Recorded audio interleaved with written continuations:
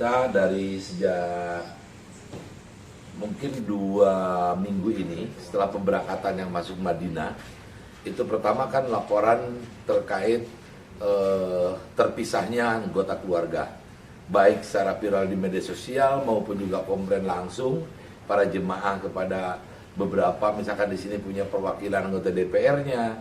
Nah, kita tampung semua dan kita langsung melakukan langkah-langkah mempertanyakan kepada petugas yang sudah diamanatkan oleh negara, yaitu Kementerian Agama sebagai panitia penyelenggara ibadah haji, baik di sini yang komandanin Pak Dirjen PHU maupun yang direktur penyelenggara haji yang di luar negeri.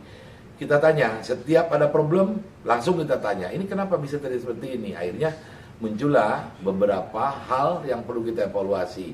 Saya perintahkan kepada pimpinan Komisi 8 termasuk Panja Haji segera undang Pak Dirjen PHU untuk mengatasi problematika tadi. Kan permasalahan yang banyak muncul itu karena berbedaan syarikat, asal pisah penerbitan misalkan tidak satu list. Nah, itu kan kita pertanyakan, fungsi-fungsi pengawasannya harus dijalankan. Akhirnya pada hari Senin kemarin sudah dilakukan rapat dengan Pak Dirjen, semua problem ini sedikit demi sedikit sudah tertangani. Emang pada awalnya tidak terbaca apa yang menjadi kebijakan sekarang yang disampaikan oleh Pak Dirjen itu, ini bukan keinginan kami. Ternyata Saudi ini sekarang udah bergeser. Transformasi penyelenggaraan haji itu bukan lagi ya seperti tahun-tahun yang kebelakang. Sekarang semua take oleh Kementerian Haji, Kementerian Haji betul-betul dia mengamanatkan kepada para seluruh syarikah yang di bawah on handle ya, di bawah pantauan Kementerian Haji, dan kita harus mengikuti aturan-aturan mereka. Ternyata ketika kita pertanyakan kepada penyelenggara haji kita ini, ya Pak, kemampuan kami, kewenangan kami sampai di sini. Kami nggak bisa tembus mereka. Tapi saya bilang, tolong lakukan negosiasi. Yang namanya dalam menanganan masalah itu pastilah ada way out-nya. Akhirnya ya mau melakukan negosiasi, para syarikah ini udah mulai memahami bahwa emosional Indonesia ketika istrinya terpisah dengan suaminya atau ibunya membawa anaknya sebagai pendamping lansia ini terpisah.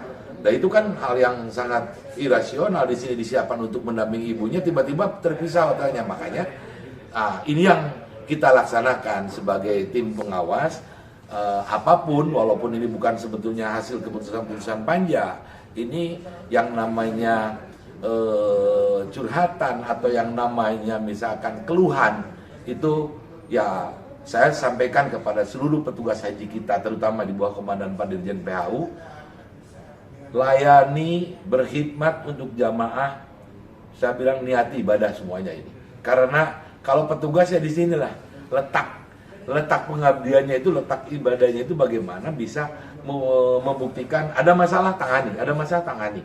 Nah, itu kalau misalkan kita ya harus betul-betul juga kalau misalkan sekarang ketua kloter mau kepada siapa, pasti di sana kalau tidak ada, mohon maaf, bukan ya quote and quote, bukan pressure dari kita, tapi kita ini punya tugas, semua kesepakatan, semua yang menjadi kewajiban penyelenggara haji itu akan kita awasi, akan kita pantau sejauh mana implementasi daripada pelaksanaan haji ini bisa berjalan dengan lancar, nyaman, aman. Dan saya juga yang menginisiasi kepada petugas haji yang di Saudi, tolong lakukan koordinasi, kalau bisa evaluasi sesering mungkin. Ternyata yang dilakukan oleh Pak Dirjen dengan Direktur Haji di sana, itu ternyata rutin mereka. Yang inisiasi sepertinya harusnya oleh kita, ternyata Kementerian Haji di Saudi sangat punya tanggung jawab. Informasi yang saya terima itu bahwa kan Kementerian Haji memberikan warning kepada seluruh syarikah, Anda mau berusaha di sini silakan layani jemaah haji yang sudah berkontrak dengan negara mana, bukan hanya dengan negara kita, dengan negara-negara lain juga. Kalau Anda melayani dengan baik, Anda akan terus berusaha. Itu apa yang dikatakan statementnya oleh Kementerian Haji di Saudi. Nah, ini kita terima informasi ini ya sangat lega. Bagaimana tinggal jemput bolanya dan pola komunikasi yang terus disampaikan oleh Pak Dirjen PHU di sini, yang merupakan representatif, beliau adalah komandannya, leadernya penyelenggara haji kita. Komunikasi dengan penyelenggara haji itu harus betul-betul terus intens. Ternyata dilakukan tadi setiap jam 11 waktu kita, mungkin jam 6, jam 7 lah waktu di Saudi. Evaluasi, termasuk kartu nusuk. Kartu nusuk ini, ya, tadi saya tanya, di siapa posisi kartu nusuk ini? Syarikat ini takut kalau mereka belum cetak kartu nusuk ini, walaupun misalkan belum semua tercetak ya. Mereka dievaluasi setiap hari, setiap jam 6. Tapi mereka itu saking takutnya, mau menyerahkan ke jamaah, tidak percaya kepada ketua kloter, tidak percaya kepada ketua rombongan, yang notabene dah KBH kan ya. Mereka pingin serah terima langsung dan dipotong. Bayangkan jumlah jemaah kita yang banyak, mau menyerahkan man to man. Ini yang problem juga kan. Akhirnya, ya, saya setiap malam sekarang, karena mereka ada evaluasi juga, PPIH kita ini, saya sama, minta laporan. Bukan hanya masalah nusuk, saya tanya masalah catering. Seperti apa? Karena saya terima masalah catering gimana.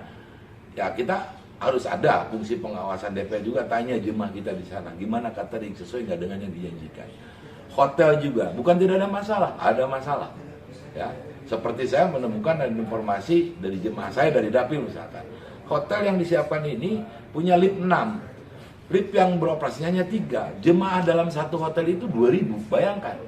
Nah, apa yang dilakukan? Saya telepon Pak Dirjen. Pak Dirjen, ini segera selesaikan. Oh, Pak, ini bukan tidak jalan. Justru mereka lebih ada worry. Ada 3 yang problem, diperbaiki dulu.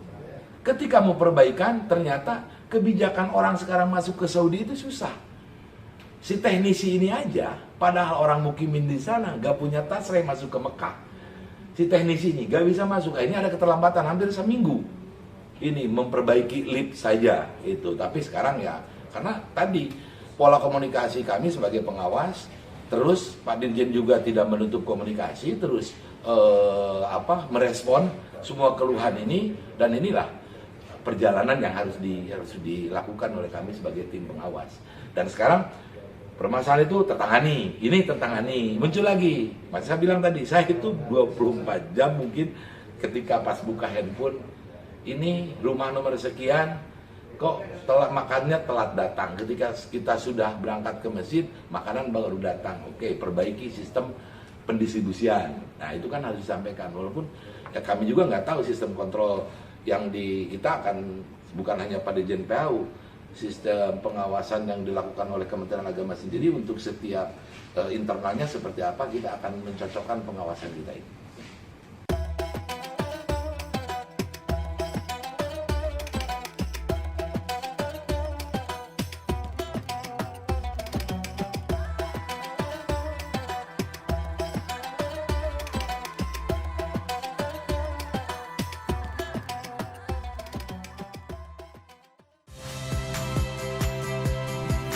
Saya Harjuno Pramendito.